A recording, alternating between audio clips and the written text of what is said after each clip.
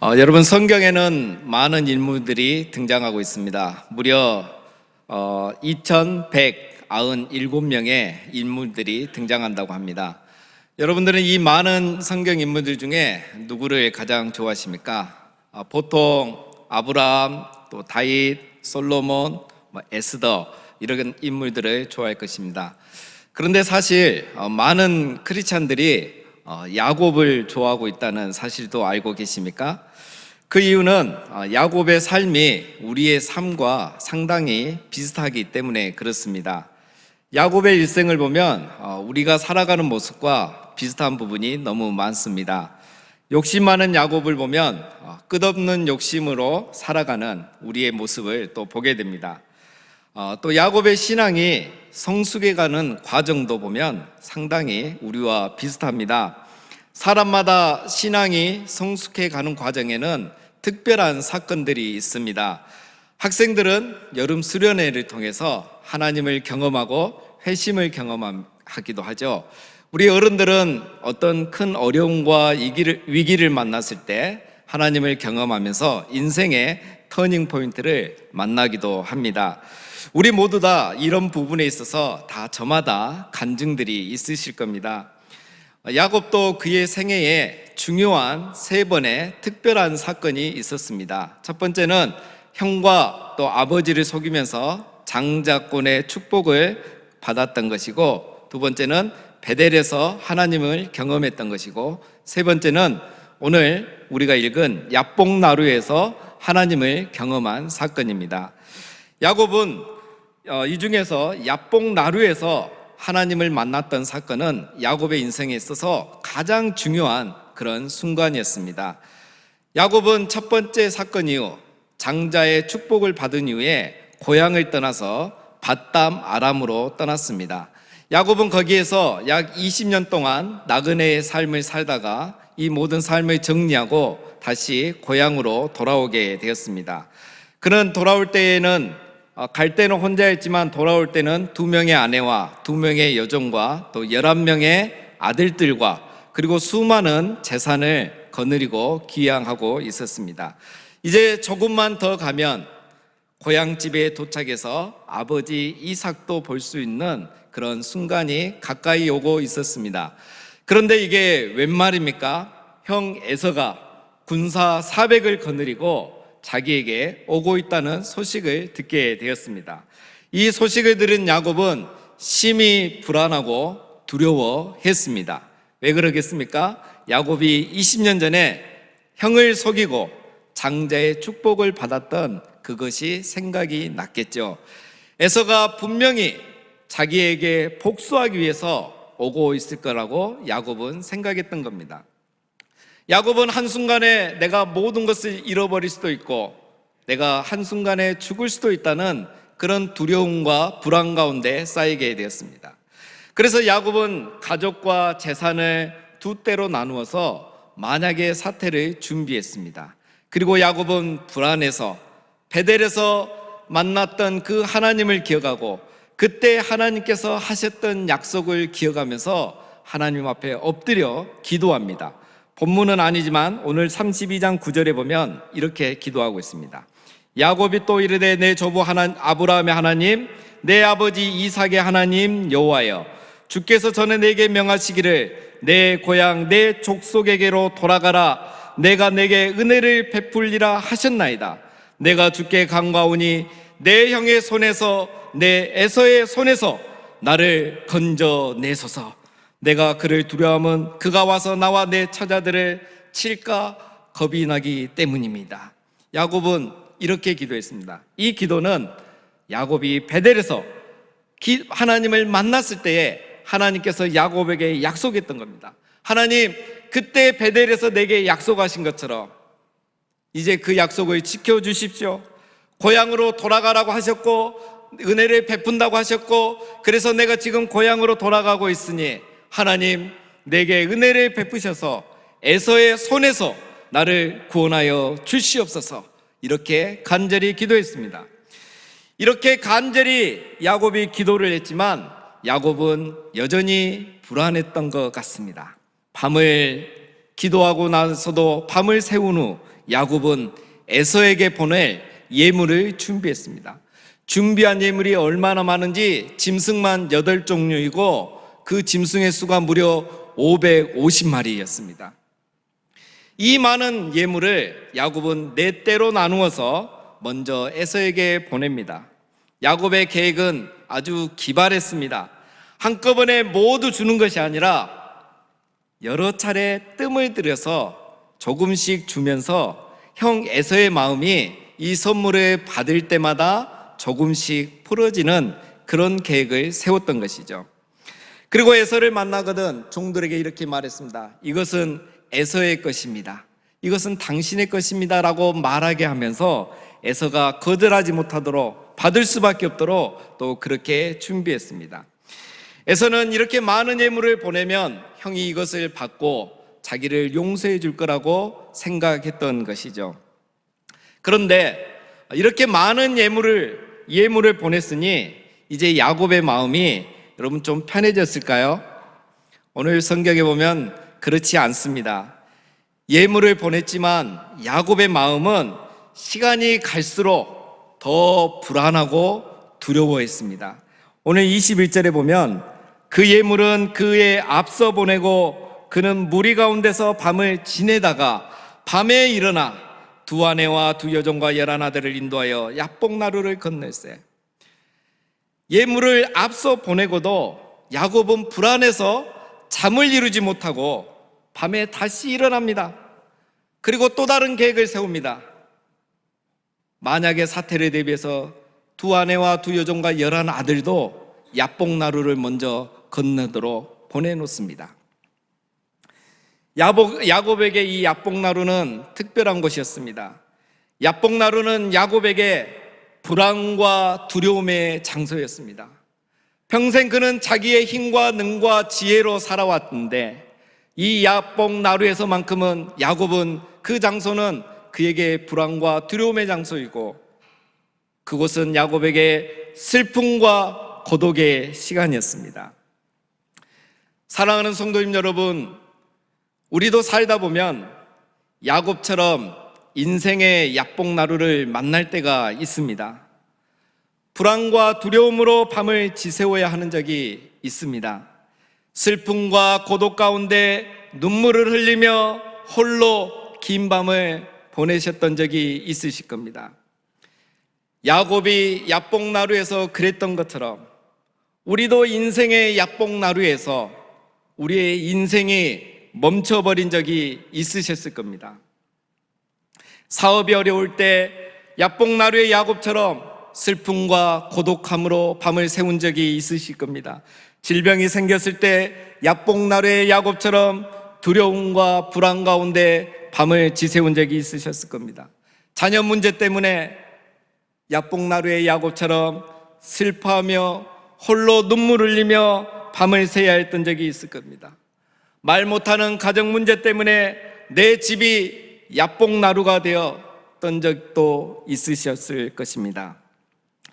야곱이나 우리나 야복나루는 불안과 두려움의 장소이고 슬픔과 고독의 시간입니다. 사랑하는 성도 여러분, 그러나 우리는 더 이상 불안하거나 두려워할 필요가 없습니다. 우리는 계속 슬퍼하며 고독의 시간들을 보낼 이유가 없습니다. 왜냐하면 하나님께서 인생의 야복나루에서 우리와 항상 함께 계시기 때문입니다. 오늘 말씀을 보면 하나님은 야복나루에 야곱과 함께 계셨습니다. 야곱은 몰랐지만 하나님은 처음부터 야곱이 그 야복나루에 도착하는 그 순간부터 야곱과 함께 계셨습니다. 야곱은 간절히 기도했고 많은 예물을 보내면서 이렇게 치밀하게 계획을 세웠지만 왜 그렇게 불안해하고 왜 그렇게 두려워했을까요? 야곱은 자기와 함께 계시는 하나님을 잊고 있었기 때문입니다. 그래서 그는 두려움과 불안에 휩싸였던 것이죠. 야곱은 이미 베델에서 하나님을 경험한 적이 있습니다. 하나님이 그때 야곱에게 이런 엄청난 약속을 해주셨습니다. 창세기 28장에 보면 내가 너와 함께 있어 내가 어디로 가든지 너를 지키며 너를 이끌어 이 땅으로 돌아오게 할지라. 내가 내게 허락한 것을 다 이루기까지 너를 떠나지 아니하리라. 내가 너와 항상 함께 있어 내가 너를 떠나지 아니할 것이다. 그 약속은 창세기 28장에 고향을 떠날 때만 유효한 것이 아니라 지금 이 순간 20년이 지났지만 야복나루에 다시 돌아온 이 순간에도 그 약속은 동일하고 유효한 것입니다. 그런데 야곱은 오늘 본문의 9절에서 12절 말씀을 보면 야곱이 기도했던 그 내용이 나오는데, 그 야곱이 기도했던 내용에 보면 내가 너와 함께 하겠다, 내가 너를 떠나지 아니하겠다, 내가 너와 항상 함께 하겠다라는 이 하나님의 약속의 말씀은 야곱이 하나도 기억을 하지 못하고 있습니다. 야곱의 기도를 보면 하나님, 내 고향 내 족속에게로 돌아가라고 하셨는데, 은혜 베풀린다고 하셨는데 그렇게 되게 해주세요. 은혜 베풀어 주세요. 그러기 위해서 에서의 손에서 나를 구원해 주세요. 지금 눈앞에 이 벌어진 일만 놓고 기도하고 있습니다. 하나님은 내가 너와 항상 함께 있고 내가 너를 떠나지 아니라고 약속하였는데 야곱은 그 말씀은 전혀 기억을 하지 못하고 있습니다. 야곱은 하나님이 자기와 항상 함께 하신다는 사실을 잊고 있었습니다. 더 정확히 말하면 야곱은 함께 하시는 하나님을 지금 보지 못하고 있는 것입니다. 오늘 보면 32장 1절에 보면 야곱이 길을 가다가 하나님의 군대를 보게 돼요. 자기 혼자 가고 있는 줄 알았는데 하나님의 군대가 자기에 앞서가고 함께 가고 있는 것을 봤습니다. 그래서 그곳을 야곱이 마하나임이라고 그렇게 이름을까지 지어놨습니다. 그런데 왜 이번에는 함께 하신 하나님을 보지 못할까요? 32장 1절에서는 하나님의 군대를 보았는데 지금은 하나님 한 분을 보지 못하고 있습니다. 왜 그랬을까요? 야곱은 함께 하시는 하나님을 보지 않고 군사를 거닐고 있는 보이지 않는 에서만 보고 있었기 때문입니다. 그리고 함께 하시며 문제를 해결해 주실, 이 위기에서 에서의 손에서 구원해 주실 하나님을 바라보지 않고 자기 스스로 문제를 해결하려는 자기 자신만 보고 있었기 때문에 하나님이 보이지 않았던 것입니다. 사랑하는 여러분, 우리도 마찬가지입니다. 인생의 야복나루에서 우리가 두려워하고 불안해하는 것은 우리가 하나님을 바라보지 않고 문제만을 바라보고 있기 때문입니다. 우리가 문제를 해결해 주시는 하나님을 보지 않고 문제를 해결하려는 내 자신만 보고 있기 때문에 하나님이 보이지 않은 것입니다. 야복나루에도 여전히 하나님은 야곱과 함께 계셨습니다. 야곱이 하나님을 안 본 것이지 하나님은 거기에 여전히 계셨습니다. 인생의 문제는 함께 하시는 하나님을 안 보기 때문에 생기는 것이고, 인생의 문제는 함께 하시는 하나님을 보게 될 때 해결될 줄로 믿습니다. 예수님의 제자들도 자기 앞에 있는 예수님을 보지 못한 적이 있었습니다. 하루는 빈들에서 전도하고 병자들을 고치고 있는데 해가 저물어 갈 때가 되었습니다. 제자들이 이곳은 빈들이고 때가 이미 저물었으니 사람들을 마을에 보내서 각자 음식을 사 먹게 합시다라고 제안을 했습니다. 이 말을 하는 제자들의 모습을 보면 오늘 야곱과 너무 동일합니다. 제자들은 아무것도 없는 빈들만 보고 없는 것도 있게 하시는 예수님은 보지 않고 있는 것입니다. 제자들은 오병이어만 받고 오병이의 기적을 일으키실 예수님은 보지 않고 있는 것입니다. 눈앞에 있는 예수님은 보지 않고 보이지 않는 음식만 보면서 걱정하고 있었던 것입니다. 그러니 제자들도 야곱처럼 걱정하며 스스로 문제를 해결하려고 했던 것이죠. 사랑하는 성도님 여러분, 그곳은 아무것도 없는 빈들이 아니라 없는 것도 있게 하시는 예수님으로 꽉 찬 곳이었습니다. 제자들은 없는 것만 보느라 거기에 예수님이 계심을 보지 못하고 있었을 뿐인 겁니다. 우리의 결핍은 예수님이 안 계셔서가 아니라 예수님을 안 보기 때문에 생기는 것입니다.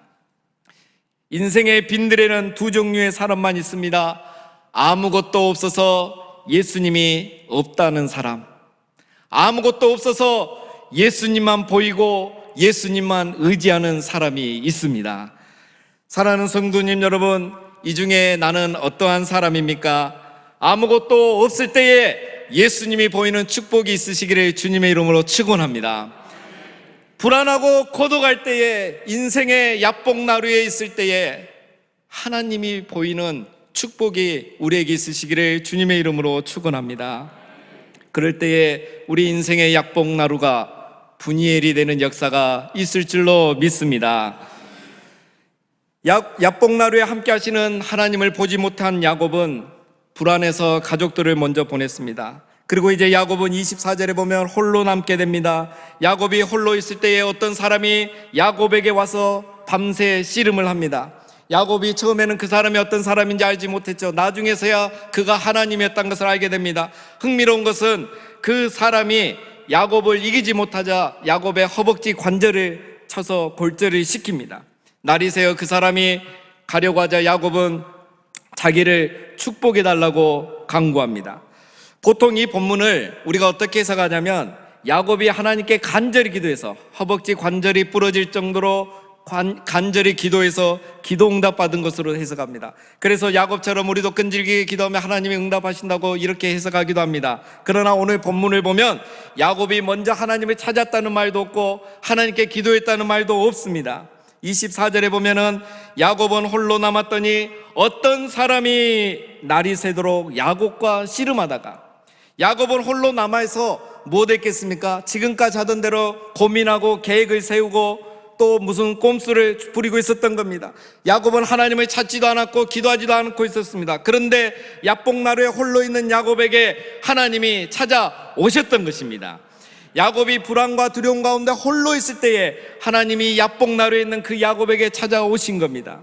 마찬가지입니다. 우리들이 불안과 두려움 속에 있을 때 하나님은 홀로 있는 우리에게 찾아오시는 분인 줄로 믿습니다. 야곱이 불안하고 두려워서 하나님을 찾아간 것이 아니고 하나님이 홀로 있는 야곱에게 찾아와 씨름을 하셨던 겁니다. 하나님의 어떤 목적이 있으셨겠죠. 의도가 있으셨겠죠. 그래서 야곱에게 찾아오신 겁니다. 그런데 야곱을 도우려고 오셨더니 하나님이 어떻게 하셨습니까? 도움을 준 게 아니라 야곱의 허벅지 관절을 쳤습니다. 왜 그러셨을까요? 이 위기에 도와줘도 시원찮은데 왜 그의 관절을 쳤을까요? 25절에 보면 자기가 야곱을 이기지 못함을 보고, 즉 천사, 어떤 사람이 야곱을 이기지 못함을 보고 그가 야곱의 허벅지 관절을 쳤다고 했습니다. 야곱을 이기지 못할 것 같아서 야곱을 쳤다는 것이죠. 이 말은 야곱이 힘이 세단 말은 결코 아닙니다. 야곱이 아직도 자기의 고집과 힘을 쓰고 살고 있다는 의미입니다. 그래서 도저히 지지를 않고 끝까지 자기 힘으로 해보려고 지금 애쓰고 있는 거죠. 지금은 인생의 가장 큰 위기인데 이 야곱은 아직도 자기 이름처럼 자아가 죽지 않고 자기 힘만 의지하고 하나님을 찾지 않고 뭔가 또 계획을 세우고 자기 힘으로 해결을 하려고 하고 있었던 겁니다. 그래서 하나님께서 야곱에게 먼저 찾아오셨고 그를 깨우쳐주기 위해서 그의 허벅지 관절을 치셨던 겁니다. 이것은 바로 무엇을 의미하냐면, 야곱아, 너는 20년 동안 고생했는데 여전히 너는 너의 힘과 자존심과 잔머리로만 살고 있구나. 마지막까지 너는 다름박질할 수 있는 이 두 다리를 의지하고 있구나. 하나님이 말씀하지 않고 나타나지 않으며 너는 지금이라도 이 야복나루를 건너서 도망갈 두 다리만 의지하고 있구나. 그런 메시지를 야곱에게 깨우쳐주기 위해서 그의 허벅지 관절을 치신 겁니다. 그가 마지막까지 의지하고 있는 그 다리를 치신 겁니다. 허벅지 관절을 치신 것은 바로 이런 의미 때문입니다. 야곱이 갖고 있는 마지막 힘까지 이제는 뺏으신 겁니다. 마지막까지 의지하고 있던 것들을 하나님이 다 빼앗은 겁니다. 즉 야곱의 교만과 아집과 고집을 이제 하나님이 꺾으신 겁니다. 야곱이 허벅지 관절을 다치니까 이걸 깨달아요. 그 전까지는 이걸 전혀 깨닫지 못했는데 그 허벅지 관절이 관절이 쳤을 때에 그가 드디어 이것을 깨닫습니다. 야곱이 뭐라고 합니까? 26절에 보면 당신이 내게 축복하지 않으면 내가 가지 아니하겠나이다. 당신이 나를 축복하지 않으면 당신을 보내지 않겠습니다.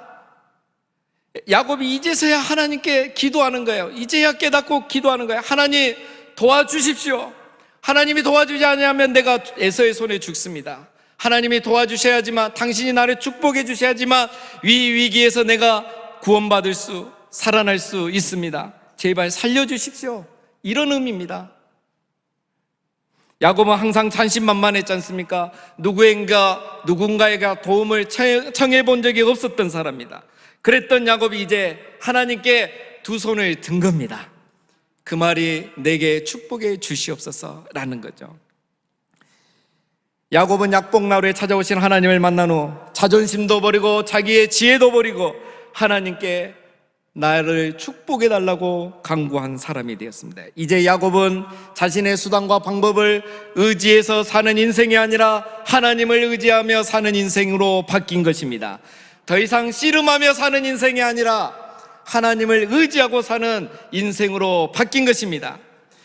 야곱이 이렇게 변화되니까 야복나루에 찾아오신 하나님께서 29절을 보면 야곱을 축복해 주셨습니다. 사랑하는 성도님 여러분, 하나님은 우리가 씨름하는 인생이 아니라 하나님을 의지하는 인생으로 살기를 원하십니다. 하나님은 이것을 가르쳐 주기 위해서 야복나루에 있는 야곱에게 찾아오셨습니다. 야복나루는 이것을 배우는 장소이고 이것을 배우는 시간입니다. 사랑하는 성도님 여러분, 아직 야복나루에 머물고 계시는 분이 계십니까? 야복나루에서 여전히 불안해하며 두려워하며 슬픔과 고독 속에 눈물을 흘리며 홀로 밤을 지새우는 분들이 혹시 계십니까? 그러나 더 이상 염려하지 마시고 슬퍼하지 마십시오. 하나님은 지금도 우리와 함께 계십니다. 야복나루에 눈에 보이지 않지만 하나님은 항상 계시고 우리와 함께 계시고 우리를 떠나지 아니하십니다. 그리고 하나님은 때가 되면 우리에게 나타나실 줄로 믿습니다. 우리에게 찾아오셔서 우리가 더 이상 수고하고 무거운 짐을 지고 씨름하는 인생이 아니라 하나님을 의지하고 사는 인생, 승리하는 인생이 되도록 우리를 축복해 주실 것입니다. 우리가 할 일은 나의 힘을 의지하지 않고 하나님만을 의지하는 것일 뿐입니다. 하나님을 의지하고 하나님께 겸손히 기도하는 것이 우리가 할 수 있는 유일한 일인 것입니다. 사막을 건너는 6가지 방법이라는 책에 이런 내용이 나옵니다. 저자는 사막에서 차가 모래늪에 빠질 때 대처하는 요령을 소개하는데요, 대부분의 사람들이 차가 이렇게 모래늪에 빠지면 빠져나오지 못하는 이유가 있다고 합니다. 그것은 엑셀을 더 세게 밟기 때문에 오히려 차가 모래 속에 더 깊이 파묻힌다는 거죠. 그때 가장 좋은 해결책이 있는데 그것은 타이어에 바람을 빼는 것이랍니다. 타이어에 바람을 빼면 이 바닥과의 마찰력이 생겨서 모래늪에서 쉽게 빠져나올 수 있다는 거죠. 우리가 상식적으로 생각하면 타이어에 바람을 팽팽하게 넣어야 힘을 받아서 빠져나올 것 같은데 오히려 그것이 모래늪에 더 깊이 빠지게 한다는 것이죠. 야곱이 바로 그랬던 것입니다. 야복나루 모래늪에 빠진 야곱은 계속 공기를 주입했습니다. 예물을 보내고 또 가족을 나누고 먼저 보내면서 계속 공기를 주입했죠. 그러나 그렇게 할수록 불안과 두려움의 늪에서 빠져나오지 못하고 더 깊이 빠져들고 있었습니다. 우리도 인생의 사막에서 모래늪에 빠질 때가 있을 수 있습니다. 그때 우리도 야곱처럼 공기를 주입할 것이 아니라 내 안에 있는 공기를 빼야 할 것입니다. 내 안에 있는 작은 희망이 하나님을 향한 희망을 방해할 수 있다는 것을 우리는 잊지 말아야 됩니다. 남아있는 공기마저 빼야지 내 힘을 의지하냐고, 내 경험과 내 지식을 의지하지 않냐고, 하나님을 의지하고 기도해야지만 살아남을 수 있다는 이 야복나루의 교훈을 우리 모두가 기억해야 하겠습니다. 이제 우리가 마지막 장면으로 넘어가겠습니다. 하나님은 야곱에게 내 이름이 무엇이냐고 물으십니다. 하나님이 몰라서 물으신 게 아니죠. 야곱이 대답합니다. 야곱이니이다. 야곱이란 이름은 아시는 것처럼 팔꿈치를 잡는 자, 그 의미는 다시 말하면 속이는 자, 사기꾼이란 의미입니다. 하나님이 이렇게 물으신 이유가 있습니다. 야곱아, 너는 지금까지 너 이름처럼, 내 이름처럼 그렇게 살아왔잖아. 경쟁하고 빼앗고 속이고, 그래서 절대 지지 않고 내 힘으로, 내 머리로 온갖 수단과 방법을 가리지 않고 너는 지금까지 악착같이 살아왔잖아. 그리고 방금 전까지도 너는 그렇게 살아왔잖아. 이것을 인정하라는 질문이었습니다. 야곱은 부끄럽지만 이제는 다 깨달아졌습니다. 그래서 자신의 부끄러움을, 자신의 모습을 솔직하게 인정합니다. 내가 야곱입니다. 내 인생이 야곱입니다. 내가 지금까지 야곱처럼 살아왔습니다. 그래서 저도 사실 힘들었습니다. 이제서야 야복나루에서 하나님, 내가 이것을 깨닫습니다. 그렇습니다. 내가 야곱이고 내 인생도 야곱이었습니다. 그러나 이제부터는 씨름하는 인생이 아니라 하나님을 의지하는 인생으로 살겠습니다. 이 의미가, 이 고백이 내가 야곱입니다 라는 고백입니다. 하나님은 야곱의 고백을 받아주시고 그의 이름을 바꿔주셨습니다. 내 이름을 다시는 야곱이라 부를 것이 아니오 이스라엘이라 부르라. 이는 내가 하나님과 사람과 겨루어 이겼습니다. 야곱의 이름을 이스라엘로 바꾼 것은 여러 가지 의미가 있지만 오늘 한 가지만 적용한다면, 이름을 바꾸는 것은 존재의 변화, 어떤 근본적인 변화를 의미하고, 또 한 가지는 인생의 주인이 바뀐 걸 말합니다. 부모가 자녀의 이름을 지어주죠. 자녀가 자기의 이름을 짓지 않습니다. 하나님이 야곱의 이름을 지어주는 것은, 지금까지 야곱은 자신이 인생의 주인이 되는 삶을 살았지만 이제부터 이스라엘은 하나님이 인생의 주인이 되어주는 삶을 살게 해주겠다는 의미인 것입니다. 야곱이라는 의미는 야곱이 인생의 주인이 되는 삶을 의미하고, 이스라엘이라는 것은 이제는 하나님이 야곱의 인생의 주인이 되어주는 삶을 살게 해주겠다. 즉, 다시 말하면 내가 너의 인생을 이제 책임지겠다는 그런 의미까지 포함되어 있는 것입니다. 야곱이 주인된 삶을 청산하고 하나님이 주인된 삶을 시작하신다는 뜻입니다. 하나님은 불안과 두려움 속에 있는 야곱의 인생을 책임져 주겠다는 것이죠. 사랑하는 성도님 여러분, 인생의 주인은 내가 아니라 우리 하나님이십니다.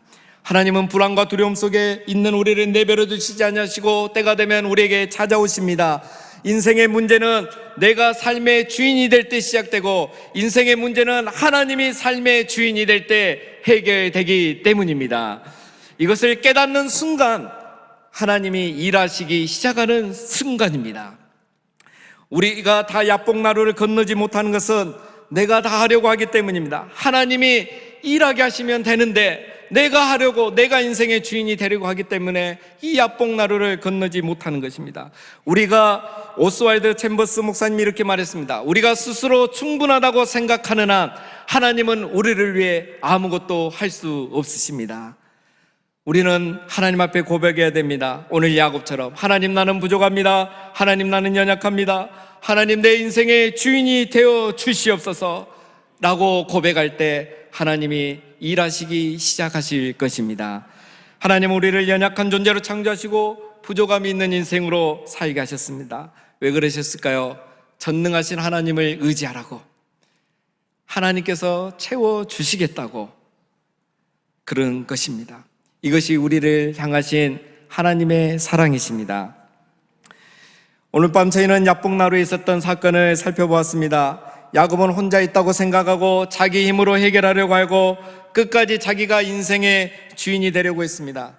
그런 야곱에게 야복나루는 불안과 두려움의 장소였고 슬픔과 고독의 시간이었습니다. 야곱이 혼자 있다고 생각할 때에 하나님은 야복나루에 야곱과 함께 있었고, 야곱은 자기 힘으로 문제를 해결하려고 할 때 하나님은 그에게 찾아오셔서 그를 도와주셨고, 야곱은 자기 인생의 주인이 자기라고 생각하며 살 때에 하나님은 아니야, 내가 너의 인생의 주인이야, 내가 너를 책임져 줄게라고 말씀하셨습니다.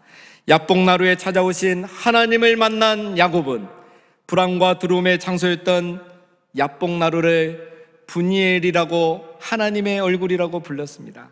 슬픔과 고독의 시간에 하나님의 얼굴을 보았기 때문입니다. 사랑하는 성도님 여러분, 우리도 살다 보면 인생의 야뽕나루를 만날 때가 있습니다. 그때마다 우리가 분명하게 기억할 것은 야뽕나루는 불안과 두려움의 장소이고 고독과 슬픔의 시간이지만 하나님은 그때도 나와 함께 하신다는 사실입니다. 그러니 내 힘이 아닌 하나님을 의지하며 하나님이 내 인생의 주인이 되시고 나를 책임져 주실 것을 믿고 겸손히 하나님을 의지하며 기도하며 살아야 하겠습니다. 그래서 우리도 야곱처럼 불안과 두려움의 야뽕나루가 분이엘이 되고 슬픔과 고독의 시간에 하나님의 얼굴을 뵙게 되는 축복이 우리 모두에게 있으시기를 주님의 이름으로 축원드립니다. 아멘.